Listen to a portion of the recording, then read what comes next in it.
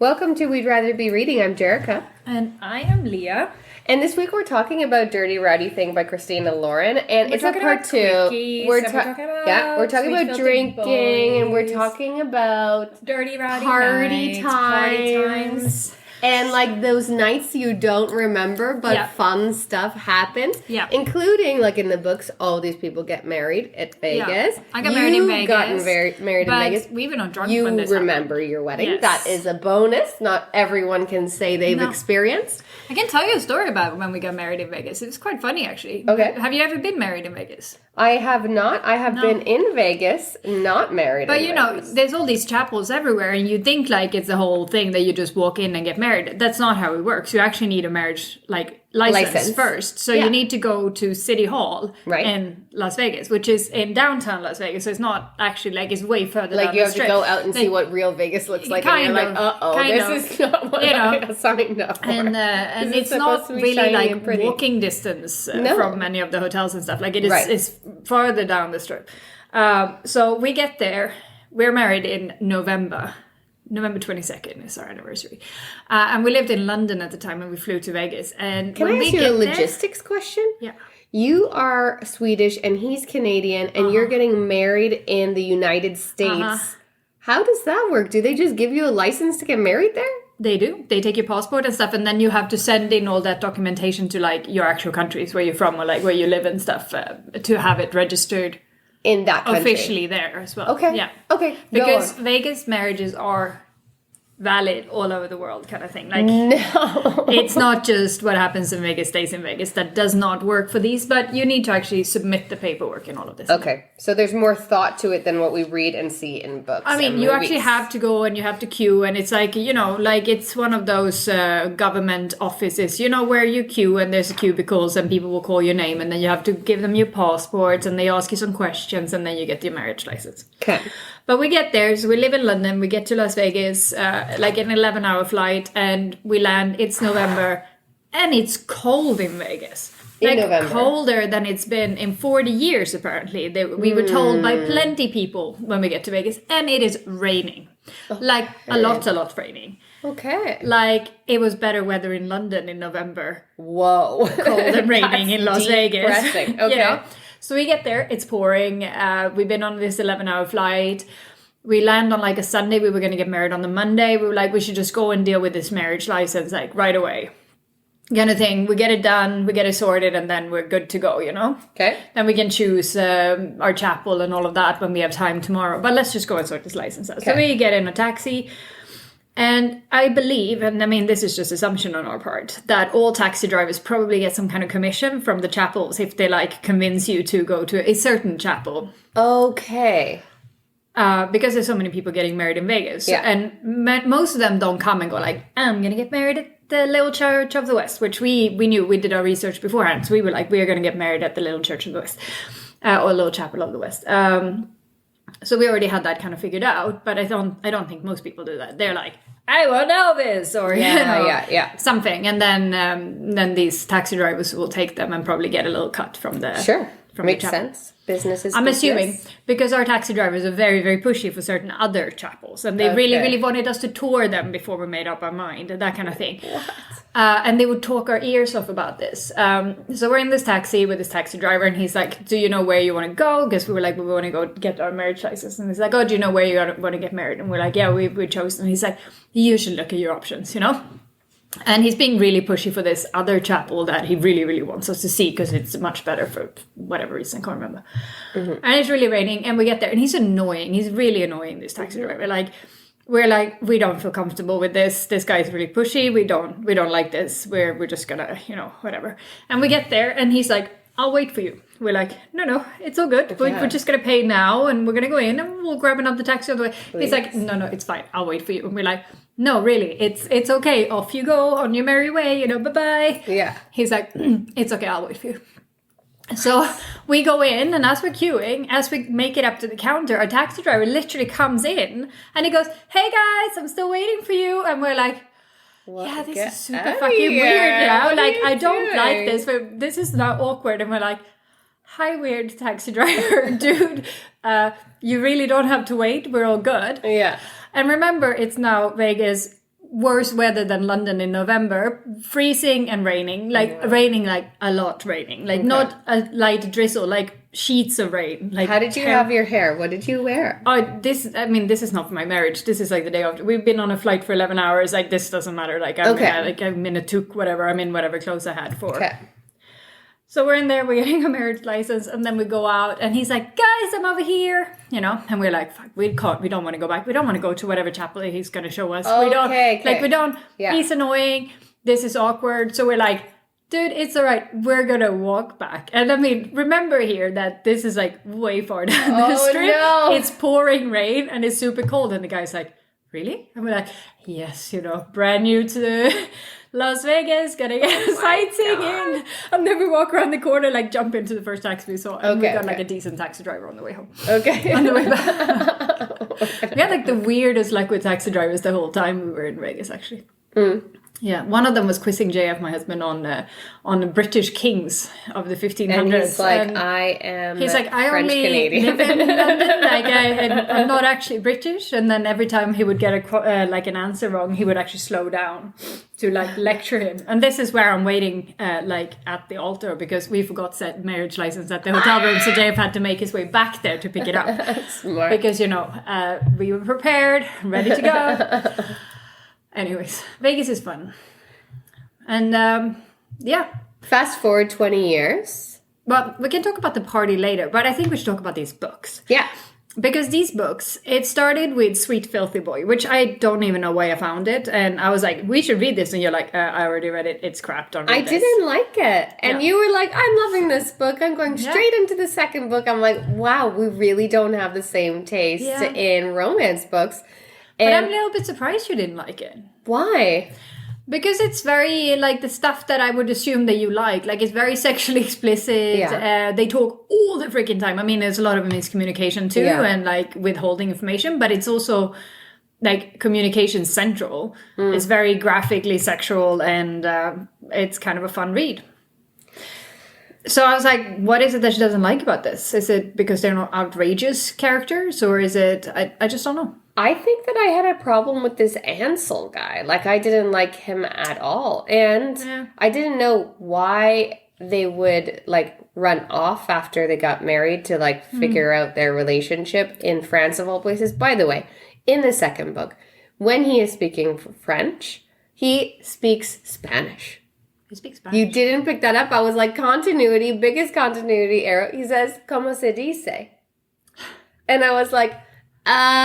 isn't Ansel French? No, but I think the problem here is I have a couple of issues with these books, but let's start at the beginning. So these books, there's 4 of them in total. Yeah.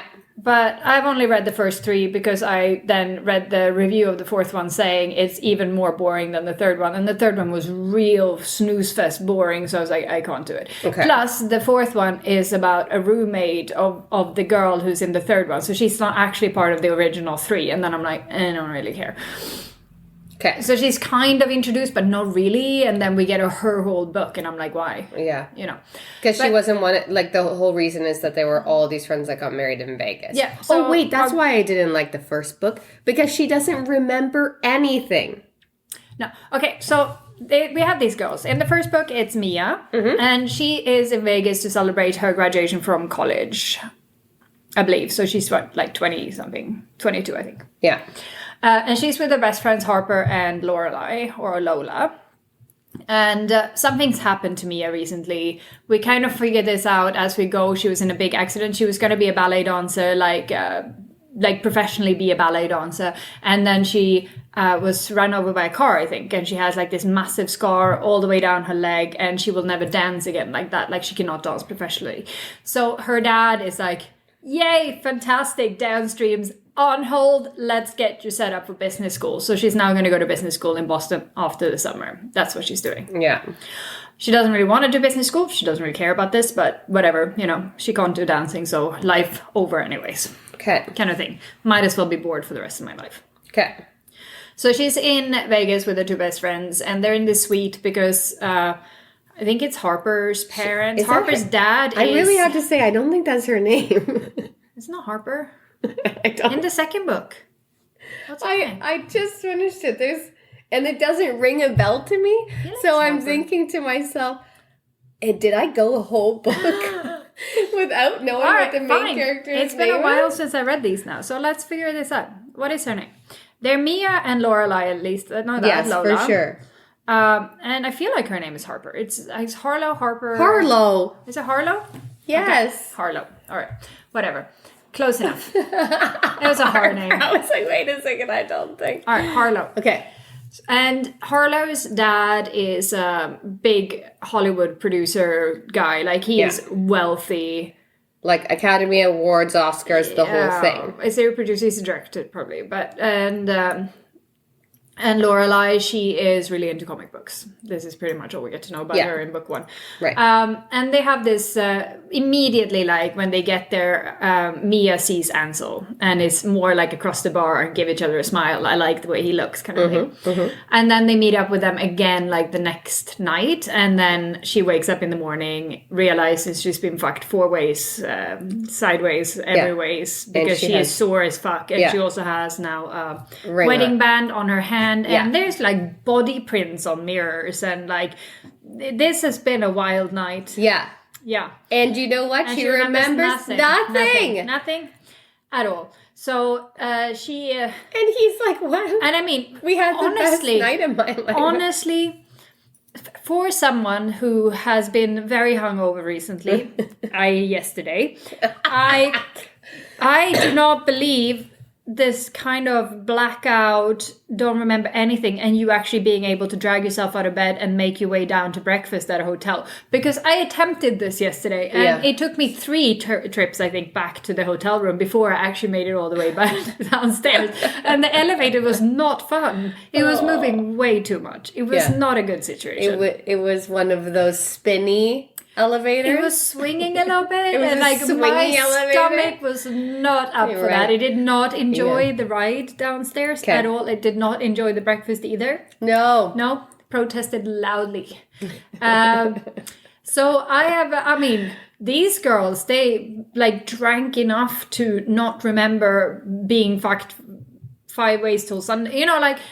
I mean, at least her, because from what I know from the second book, like, Harlow remembers. Harlow remembers. But Mia remembers. I mean, Mia doesn't remember anything. Ansel, but she doesn't remember. Like, and he's trying to bring up stuff that they talked about. Okay, so Mia writes herself a letter. Yes, in the middle of the night. As she's drunk. Drunk as Mia writes herself a letter. And she's hilarious when she opens this letter up. Because it's like...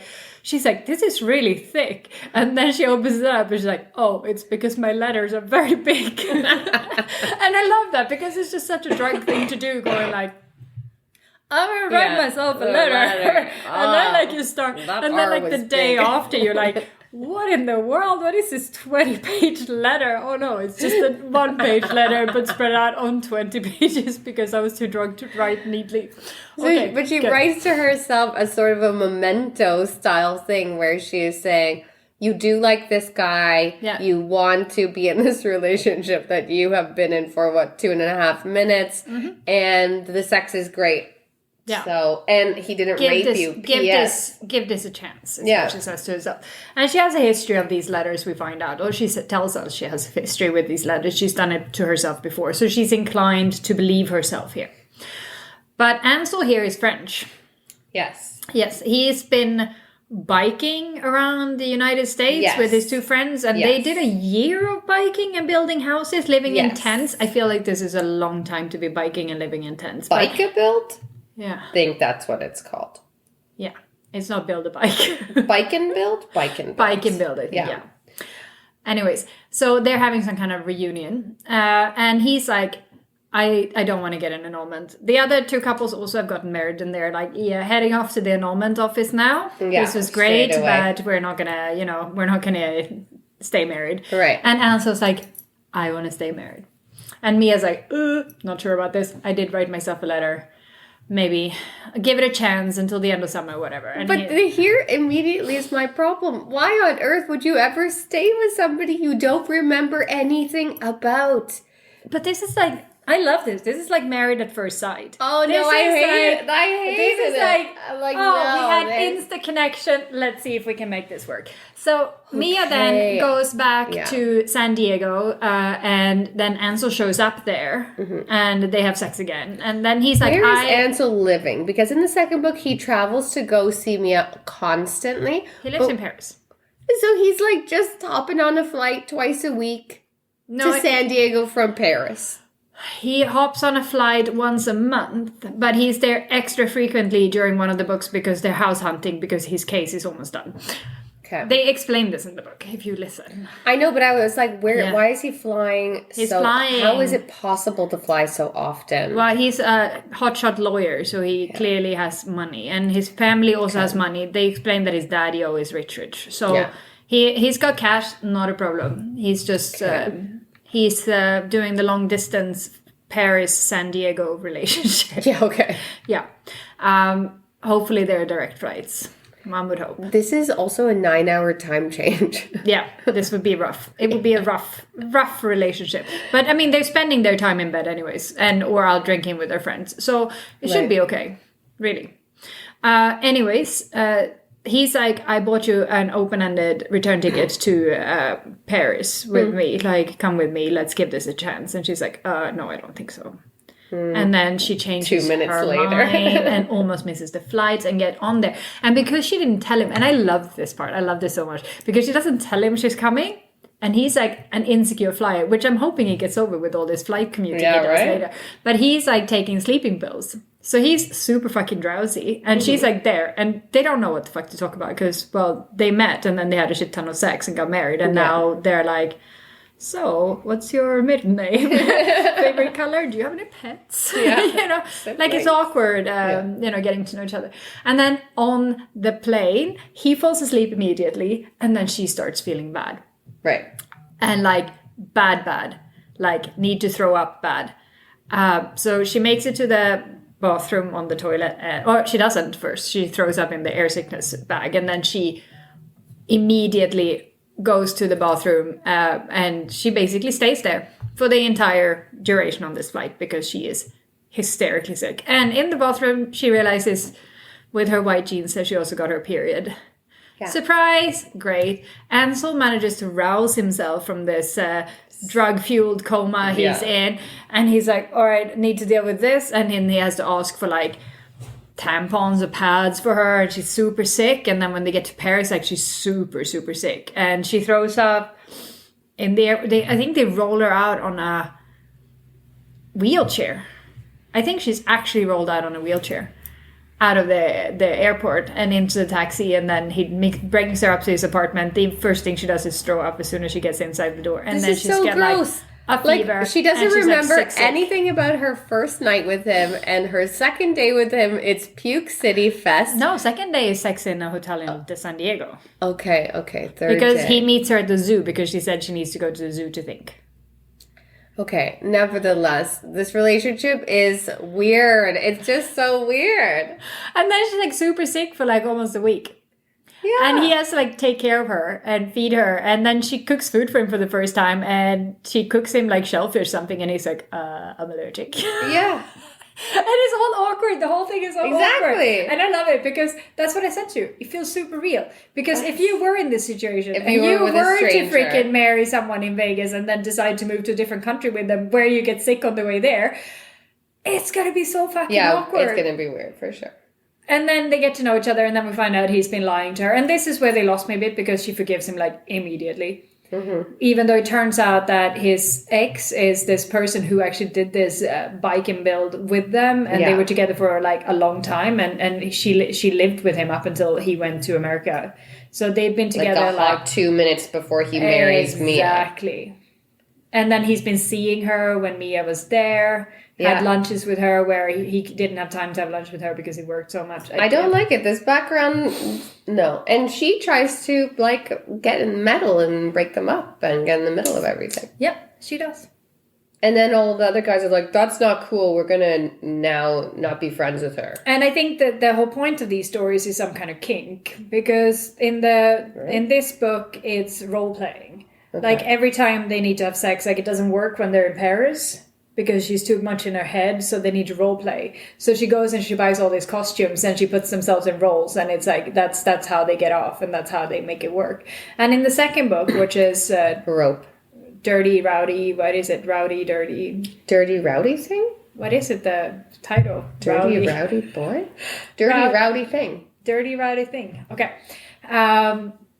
That is rope. It's bondage. It's tying her up and like leaving marks on her. Spanking, like, biting. Like marking her. Literally like marking her.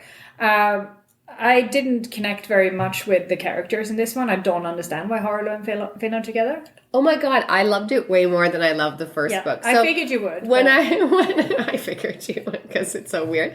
But when I first started listening to the book, I remembered briefly about what the first book was about. I never went into the second book because I didn't like the first one very much. But anyways, when I started listening to the first one, I was saying to you, like, it took me a few times. I put it down, picked it back up, put it down, read other books, came back to it. And I only finished it yesterday, and I think this is probably like 2-3 weeks in the making, right? Yeah. But it was because all they did, so they had sex with each other, and like pretty hot sex, but she like it just walks away. Like he bounds her up, and from all the kink books that I've read, I know that there's aftercare. Like when stuff gets super duper intense like that, you need to have a partner that's going to be there for you afterwards, or you're both there because it's intense for both of you. And he keeps saying this to her, like, this is intense for me too. Can you just stay? And she's like, no, gotta go. You know? And she's like super brash about it. Yeah. And then she's like, but I'm mad at you for not driving me to the airport after I flew all the way to Vancouver to fuck you for a whole day. That was kind of rude. And he's like, but I had to work. And then she's like, true, okay. And then she just forgives him. Yeah. So like I didn't understand why they, like, how they fell in love. So first off, I never have had a relationship that is just like sex and leave. Like, I haven't never had a fuck buddy. I never had, but then that would entail you to be a buddy where you hang out. Not necessarily. There's fuck buddies where you literally meet just to have sex and then you never speak to each other outside of that. Because if you speak to each other outside of that, it's more of a relationship, you know? I have had relationships that weren't relationships. And they all went on at the same time because nothing was serious. Like, not serious relationships. Yeah, but I still knew, like, that they had siblings and, you know, like, that they're, like, who their parents were. And I still knew them, got to know them. So then you never had a proper fuck buddy. That's what you're saying. True. Yeah. No, I definitely haven't just gone in, fuck somebody, and then, but, okay, thanks for this, bye. No. I mean, I tried to one time, and then when I decided to be with another person that I was seeing at the same time, and I said to him, sorry, I have to, like, end this whole scenario with you because I'm going to, like, take things seriously with somebody else. He was like, but we could take things seriously, and I laughed. I was like, no. You're like, no, honey. No, this is not. Oh, honey, I'm sorry. About. Did you misunderstand? Did you think this is gonna be a? That's funny. That's cute. So that was kind of rude of me, but it was funny for me inside. Anyways, so this girl Harlow is a little bit this like just pure fuck buddy syndrome, where she just goes in, has super crazy sex, and then just leaves. And he's also like, this was just about fucking. And I don't love that. Like, I don't like that. But the bondage thing, it doesn't really happen in like when she flies to Vancouver Island to see him. Like, the bondage thing happens when this book starts, which is already after they've had sex in Vegas and after she flew up to see him just for sex, where she shows up in just a trench coat. But now he's there for 3 weeks and he's like, and then this is just about sex. And she's like, okay. Yeah. But they have like bondage sex a couple times. And then on the last time that they have bondage sex, he says, this was more about sex. This is more than sex for me now. And she's like, okay, so we have to end this. Yeah, because she's like... And so from that point is when they actually develop a relationship that I could get on board with. Mm-hmm. And really not a lot of bondage happens afterwards because they have more like relationship than anything else. There's like these marking scenes like biting and things like that. And... I think that the sexies are super hot. I like it when people talk, right? We've talked about this, that I don't have this in my relationship, so this is something that I like to read in books. But I like it when he's like saying to her, like he's talking the whole maybe it should be quiet time when it's sex time, but I don't like it to be quiet time in my books when it's sex time. Anyways, so this is a lot of talking and like communicating with each other during sex. This is my dream. Yeah. Yeah. So this is why I thought you'd like this one. Yeah. And I'm going to advise you not to pick up the next one. No, I'm not going to. Yeah. Because the next one is called like Dirty Wild Night or something like that. And it's Lorelai and Oliver. Yeah. And I tell you, there's not a single Dirty Wild Night included in this entire book. I don't love that. It's like they got married, they got they didn't actually sleep together, and now they're best friends and they're falling in love with each other, but they're too independently stubborn to actually get it on. And then when they get it on, she's like, oh, I need to focus on my work, so I'm gonna need to take a break from you. And he's like, what? I can't take this. And then he goes on a date with someone else, and then she's all upset, and they don't talk like at all. She talks nothing. Everything she says comes out wrong, and he misunderstands everything, and then they're in this shit situation where they both feel like shit. Like the whole book, pretty much.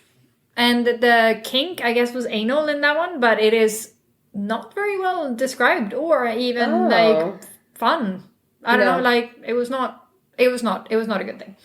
And then I also made you read that book Quickies, which you didn't read all of it. You gave up pretty fast. I continued on and making you read chapter 11 now. But can we just say what Quickies is? Quickies is a book that's written by many authors. A few episodes ago on our podcast, we talked about how dual perspective would be very cool if written by two authors, right? Yes. Because there's a lot of co-authored books these days, and to have a different voice, literally different words and brain in each character would make them maybe even more deep. Imagine writing like conversation scenes where I can only write as one person, you can only write as the other. It would be amazing. You have to think on the spot. It would be how would this person respond to this situation? Exactly. This would be great. Yeah. I think so too. So that's what led us to want to read this book. There was many authors that had written short, hot stories. But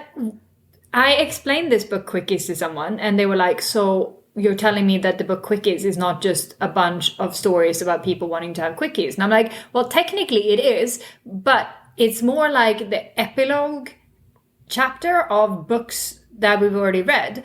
But because they're freestanding now, we don't have any connection to these characters. So whatever they're like building up or referencing, we don't know it. So they just become weird. Yeah. And not good. No. In most cases. And I think we talked about the first one, which was the voicemail. It was a monologue, voicemail. Which I find it hilarious because this guy leaves a voicemail for this girl where he literally tells her where she works, what work she does, where she likes to travel. Yeah. She's invited two of his friends to come stay with him, but he still describes these friends to her only to finish up with, that you called and told them to come here. So she clearly knows them. So why describe who they are and their relationship when they were children? And then goes on to explain how sexy they are and how they look. Yeah. Which is hilarious. And how hot and big their dicks are. Yeah, and asking her to use a vibrator on her neck and her chest. And chin, a little bit, chest, down the leg. Because you know what? That's where I want my vibrator, right on my thigh. It is making it jiggle. It is fantastic. So great. Yeah. Anyways, terrible. It was absolutely awful. It was so weird. And you were like, did you start it? I'm like, yeah, what the fuck is happening? But I told you to read it, and then I didn't start it. So I was like, Jerrica's going to read this. Yeah, she'll just tell me. So I read the first one, then you told me to read or listen to the 11th chapter. And the words that they are using is very vulgar. And I don't mean vulgar in a hot way, because I don't mind the word cunt and all of those words when it's said in like a sexy or maybe even possessive way, because I like a little bit of my possession in books. But this was raunchy. Oh, and it's not even good. Like that chapter 11 that I'm making you read, the Hoodlums. he is basically bullied this girl. Her name is Lacey, and he calls her Moaning Lisa. Yeah. And in this camp that they're at, there's like outdoors, he's like walking through it, and someone's getting a blowjob like on the steps in front of the building, and he's just like, yeah, get it on, my dude, you know. And then he finds her crying by the lake, and he's like, good opportunity to fuck her in the water, I'll show her what's good. And then this is literally the story. It is so weird and so bad. So weird and so bad. And he's like, oh, no one's made it good for you. And then proceeds to have the least, you know, sexual contract that would be good for a girl ever. Yeah. It's hilarious. Terrible, terrible, terrible. So Cookies is very bad. Yeah, do not read it. Just, it's not worth it. Don't read it. It was bad. Bad, bad, bad, bad. 1 star. I did give it a 1 star. I think I will too. It's very bad. But I very much like the Dirty Rowdy thing. I'm not going to read the No Communication 3rd book. No, or don't do it. I won't read the 4th one either. Next. But I've been reading the Simon Snow books. I think I told you a little bit about this. A while back, I read the Rainbow Rowell book, Fangirl. And in Fangirl, it's about this girl who writes fan fiction for this like super big, magical, world-known book. So kind of like Harry Potter, but it's not Harry Potter. It's Simon Snow, the Chosen One. But she writes fan fiction where Simon Snow gets together with his archenemy Baz. So it's basically if Harry Potter was together with Draco. Right. In gay fan fiction. And in this fangirl book, you get little snippets of the story that she writes, the fan fiction. And it was so good and so fun that Rainbow Rowell decided to write these books, these fan fiction books, and actually, you know, distribute them. So there's 3 books out so far. I think there's going to be a 4th one because I just finished the 3rd one. You very much are giddy about this right now. And it's hilarious. They are hilarious. Yeah. They are so much fun. It's like if Harry Potter was fun. Because he's like the chosen one. And it's past like the Hogwarts time. They go to Watford instead, like the school. Yeah, but it's like adults. They've graduated. They're like 19, 20, around there. Okay. And Baz is like a magician vampire. And Simon, at one point, he magicked himself wings before losing all of his magic. So now he's stuck with wings and a tail. And it's just fun. Like, the way magic works in that world is spoken word. So it needs to be things that are commonly used in the society you live in to work. So, like, nursery rhymes are really, really powerful because everyone knows them. Right. And popular songs can also work. Okay, that's cute. And it depends on where you are. So if there's no people around, then you're in a magical dead zone. Because there's no one to use language there. So it has no magic. Oh my god. And it's hilarious. It's so fun. And if you go to like Spain, well, then your magic's going to be in Spanish. So you better freaking learn. Nice. So it's funny. Like it is really fun. And it was a really fun and easy and good read. Like I enjoyed it. I read all 3 books like super fast because it was just fun. Cool. So if you want something light and fun, you should definitely check these out. And maybe start with Fangirl because it's a good intro into this whole thing, which is like a separate story. Anyways, so yeah, go read Rainbow Rowell's Carry On, Simon Snow, and the rest of them. Nice. They're fun. But back to the important things here. I forgot to tell you. My husband's birthday was Tuesday this week. So we decided to go to this restaurant in Stockholm called Punk Royale. Mm-hmm. And Punk Royale has no menu. They call it a total overload. Okay. And they just decide. I lost count of how many dishes I was served. I think it was between 15 and 20, but I'm not sure. Because every single dish was just bite-sized. So it's mostly like one thing, you pick it up, put the whole thing in your mouth, and just you just eat it. But are you sitting down for this? Or are you moving around for this? Or is we got a table, which had like this plastic vacuum sealed bag with like some yellowish juice on it, which was weird. Plus these little pills that we were like, are we supposed to eat this? We don't know. The water comes in Absolute vodka bottles. So if you feel like you're really drunk, even though you're only drinking water, just because you keep... that's kind of cool. Yeah. And there's like the little cash box, on the table. And they like phones in here. And then they took them away. Whoa. Yeah. So like we were all there with no phones. Like they took it. They put our phones in this box and then carried it off and put it somewhere else. How long does this experience last for? Well, we had our table from 7:15 until 9ish. So I think we got out of there, and I have no idea. I was too drunk at that point. Like, wait a second, you got blackout before 9 p.m.? I remember leaving, and that the houses were waving, like they shaking. They were saying hi to you, obviously. But we're moving up and down, like undulating. And then I have no idea how I got back to the hotel.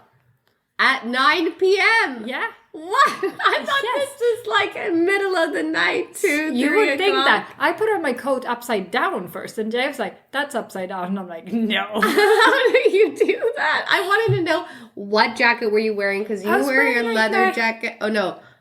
You were my puffy parka. You were wearing a parka upside down. Well, I had to take it off and put it on the right way then. But it was madness. This place was mad. So... And then they like make us go into the kitchen where they take our little, they're like, you need to go to the kitchen, bring your little plastic bag. And we're like, all right, okay, I guess. Mm-hmm. So we walk into the kitchen with our little plastic bag and they're like, we're just going to run this through the dishwasher. And they put it in the dishwasher. And then they proceed to serve us this food that you just have to grab with your fingers and just eat it. And then they come back with a little plastic bag. They're like, we've not heated this up. It's your soup. And then they pour it into bowls and we had to go back to the table. And they come with the drink package, like they gave us like first a beer and then they came with vodka shots where they put like black caviar on our hands to make it do like a tequila shot with but it's caviar and vodka. And they just keep bringing food out. There was one food that was served in a dog bowl, yeah. Mm-hmm. And then these 2 pills that was on the table, they turned out to be little napkins so that we could clean our hands with. No. Yeah. They just Good came thing and you poured did not water. eat that. I know, that's what we said too.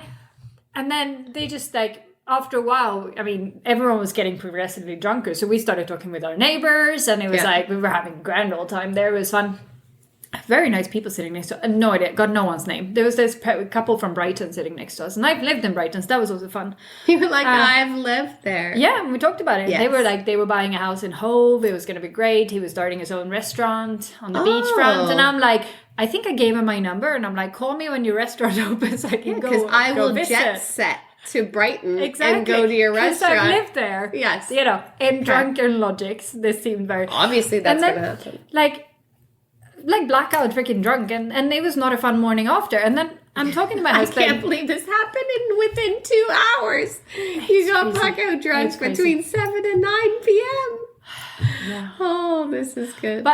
And then my husband comes home yesterday, like I made it home on shaky Bambi legs, you know, after my rough morning. He went to work. And he went to work. I mean, I was working too. I just wasn't feeling well while I was working. I even went and taught a yoga class in the evening. So, you know, I did perk up there after a while. But then he comes home and we're talking about, and he's like, that was really memorable. I mean, it's memorable. I don't remember all of it, but it was memorable. Like, I remember this evening as something that was fun.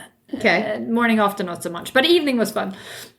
And then he was like, but you forgot about the best part. Because we were recapping what happened. And I'm like, I did? What was the best part? And I had completely forgotten that I told everyone it was James' birthday. Mm-hmm. So the wait staff, which at that point had all taken off their t-shirts and were running around shirtless. What? Yeah. He was like, oh my God, it's your birthday. Come with me. And then he dragged JF and myself, plus the people sitting next to us, into the kitchen where he lay down on the counter and poured vodka in his belly button so that JF could do a body shot. Off of your waiter? What the fuck is happening in this restaurant? Was the guy hot? Did he have abs? Idea. You don't remember. No, nothing came back. He was not very hot. No, he wasn't hot. No, he wasn't like, he was not like romance book cover hot, no. Damn it. Yeah, I know. But I'm going to see that in my head anyways. Yeah, you go ahead. Because I really don't want to see JF drinking a body shot out of a dad bod. It's not going to happen in my brain. It wasn't a dad bod. It was more like a punk bod, you know? So like scrawny? A little bit, yeah. Like cocaine-y. No, not like slim. More like, I don't know how to describe it. Like mod club British boy body. Kind of. Okay. Like, yeah. Okay. Anyways, so this happened and I had forgotten all about it. Wow. How is that possible? How could I have forgotten? I'm watching sad my about husband this. take a body shot. Way more details. Body shot out of belly button of our waiter. How can I have forgotten this? I don't know, but I need to turn back time and be there for that. I guess we're going to have to go back. I'm only going to follow my own rule that I set for myself. I didn't follow it this time. I was like, I'm only going to drink half my drinks because with the drink package with dinner, like I'm such a lightweight that, you know, I get drunk on 2 glasses of wine. Especially if it's vodka and tequila straight. Oh, no. So I I am gonna, if I ever go back, I'm only drinking half my drinks, and I'm not gonna get that drunk again because it's not fun. I mean, it was fun. The next day was not fun, but the day was fun. The evening was fun. I really want to go to this place. It sounds like something Johan and I would like to. There was like smoke machines, and it looked like a graffitied toilet stall in a nightclub somewhere. Like it was dingy, like the decor. That's cool. Sounds like something that would be in Toronto. Like this sounds like a Toronto Yeah, that's place. what Jeff said too. And it's like, this sounds like Montreal. This could be in Montreal. Yeah. But yeah, no, it was fun, but like crazy, but like fun. So it does happen that things get wild and crazy and you don't remember it the next day. Clearly. Did you write yourself a note? No, I didn't. What? Okay, now we learn for next time. Write yourself a note. Describe in detail for Jerrica what the guy looked like with his shirt off. and there's no pictures because they literally took our cameras away, our phones. Yeah, but obviously because the wait staff lets you do body shots off of their bodies. So there's like a gray moral area happening here. So yeah, I'm not surprised they take your phones away. If you want to have a fun and crazy night, go check out Punk Royale in Stockholm. And live just like a Christina Lauren book. Yeah. Dirty, rowdy, filthy nights. Yeah. Love it. All right. Happy listening. Happy listening. Bye. We'd Rather Be Reading is an original podcast by Jerrica and Lia Jerrica. The music for The Penguins, written and performed by David Allred from the album The Transition, courtesy of Erased Tapes. Please check him out on Spotify and check us out on social media. We're on Facebook and Instagram at We'd Rather Be Reading and on Twitter at We'd Rather Read. You can also email us at we'dratherbereadingthepod@gmail.com. Thanks for listening.